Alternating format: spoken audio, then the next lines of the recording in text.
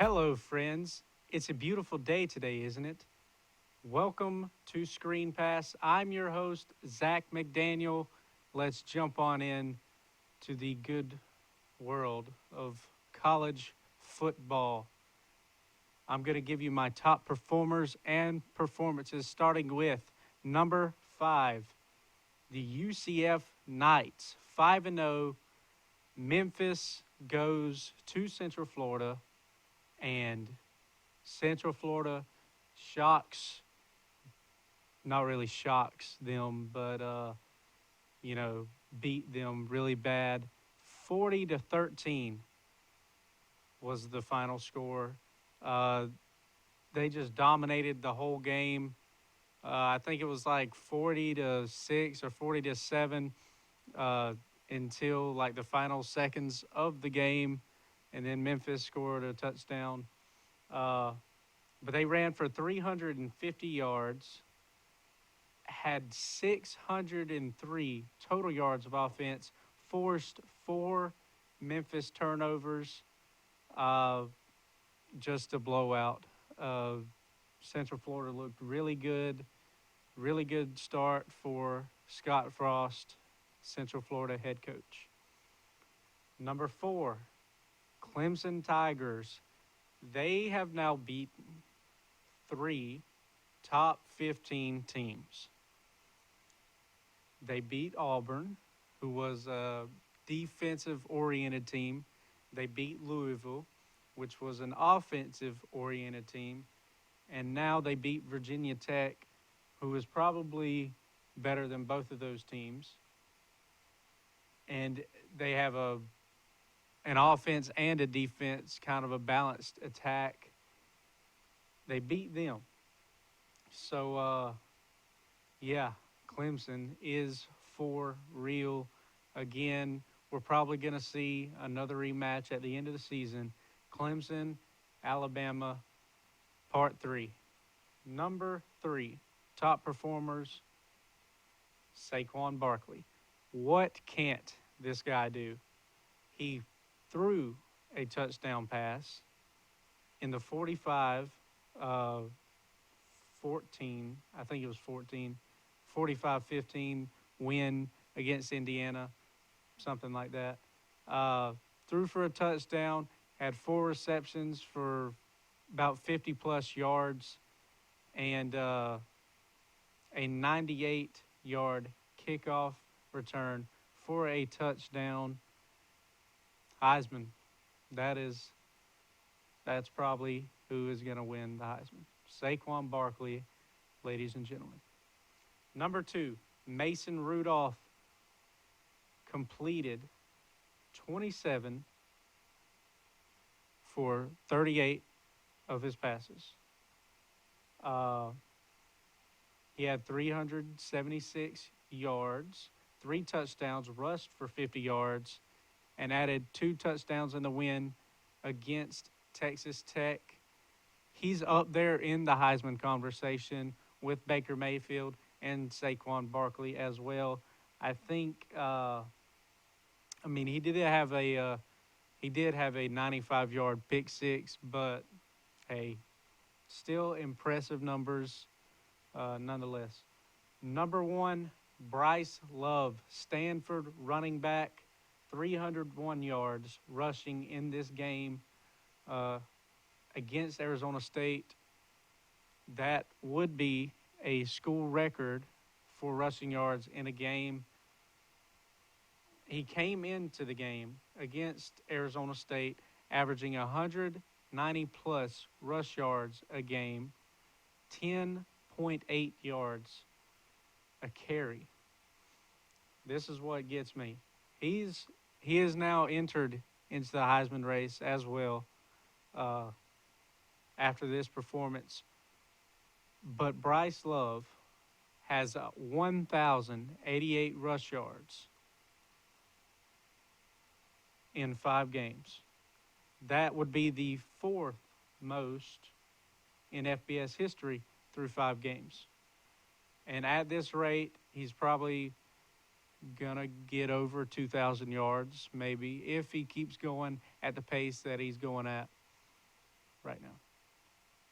So that was the top performers. Let's move on to the not top performers. I gotta throw this one in there because it is Miami Hate Week for Florida State. So I'm gonna throw this one in there for all the Miami fans. But last week, Miami punter Zach Fiegels had a non-blocked -1 yard punt.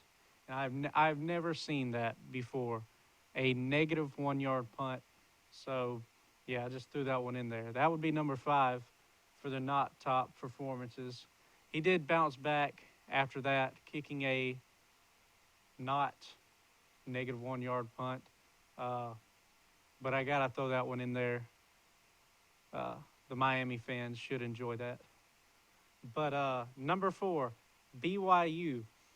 Now, BYU has lost 4 games in a row, scoring only 43 points against LSU, Utah, Wisconsin, and Utah State. They were intercepted 4 times, lost 3 fumbles. That equals 7 turnovers. They weren't playing, like the best defense in the nation or anything. I mean, it was Utah State. But Utah State senior cornerback had a very solid game. Jalen Davis had 3 interceptions, returned 2 for touchdowns. BYU is just not playing very good football right now. So that is why they're on this list. Number 3, Butch Jones. His seat was hot before, but it's just getting hotter every week. They lost to Georgia 41-0.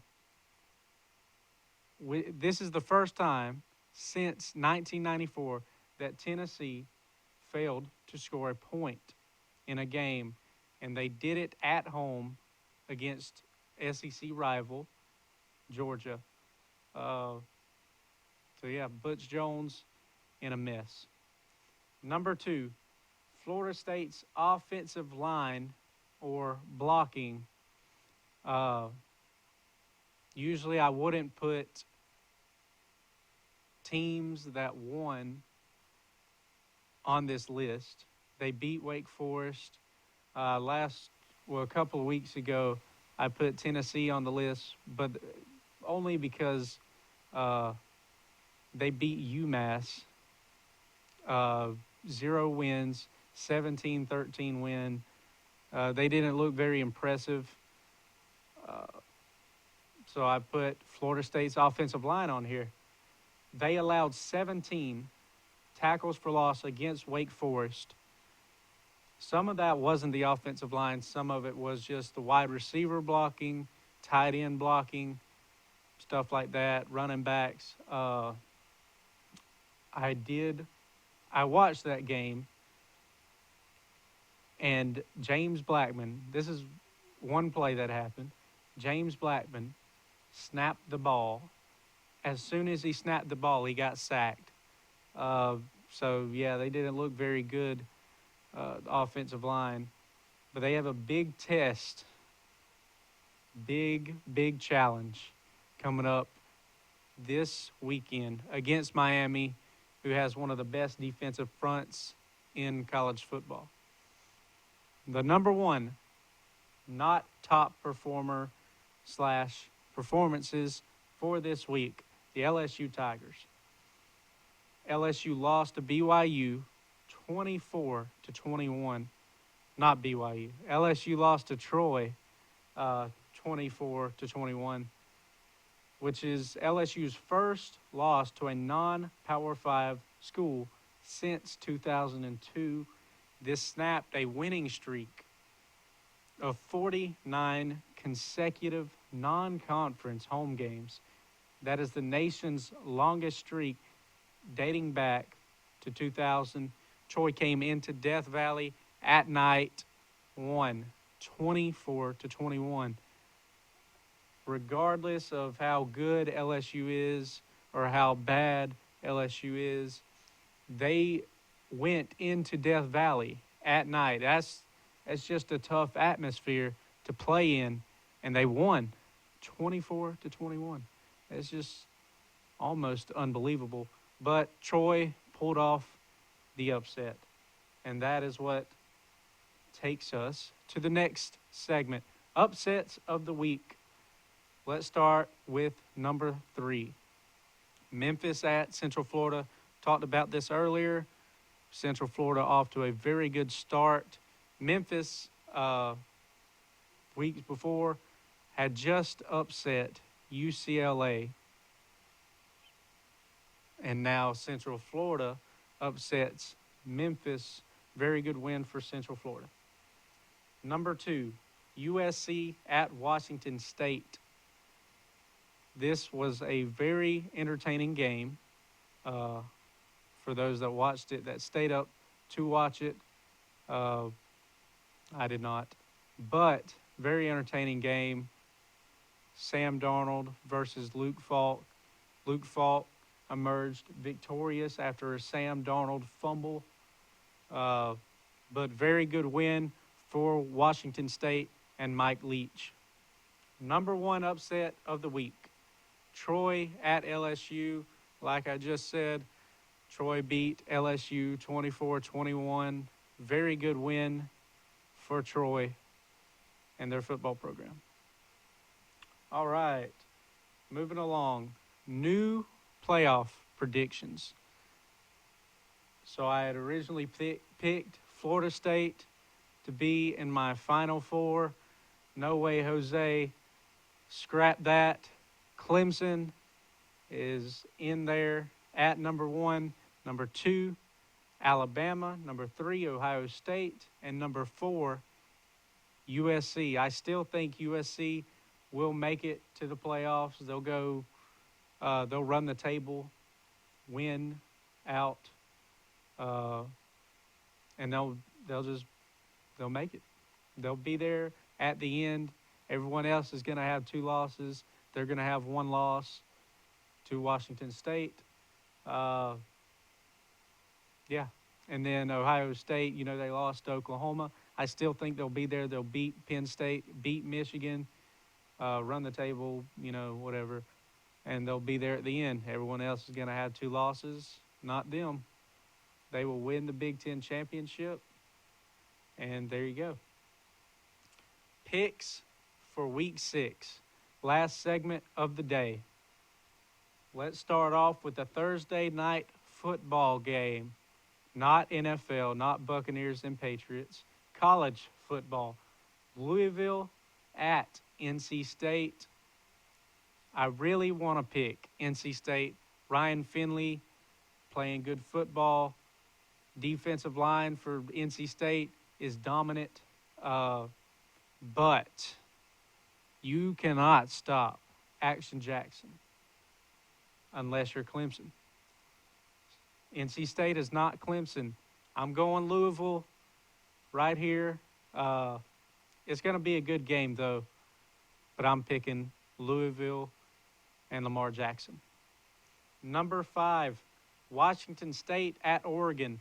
Oregon, this could be an interesting matchup, but Oregon has lost their quarterback for a little while, Justin Herbert.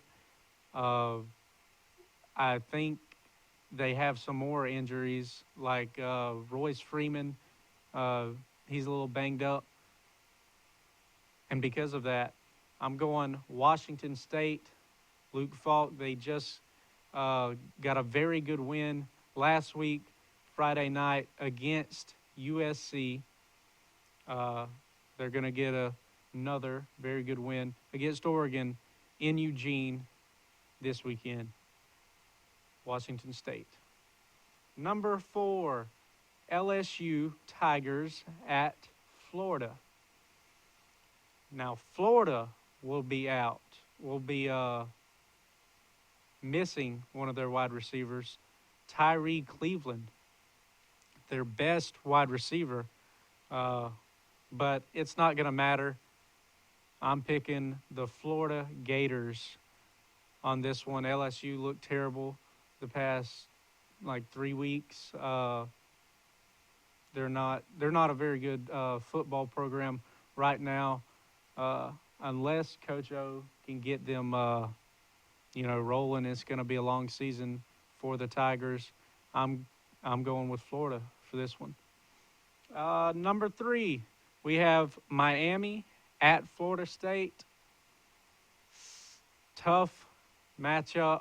Um, Miami's defensive front will wreck Florida State's offensive line, uh, but not so fast. I'm still going with Florida State. Uh, they still have a very good defense. Um, the winner of this game, though, is going to be decided by the running game. Who can run the ball better? Mark Walton, Jock Patrick. Uh, we'll have to find out. But I'm going Florida State uh, in an upset, if you want to call it an upset. But yeah, Florida State. Number two, Michigan State at Michigan. We all know what happened last time when Michigan State traveled to Michigan. Michigan was up in the fourth quarter, 12 seconds to go, or 10 seconds, something like that. Here comes the punt team. Punter has trouble with the snap. Boom. Michigan State recovers it for a touchdown. Michigan State pulls off some kind of miracle, but not this time. Michigan will be the one to come out with the W in this game, going with the Wolverines.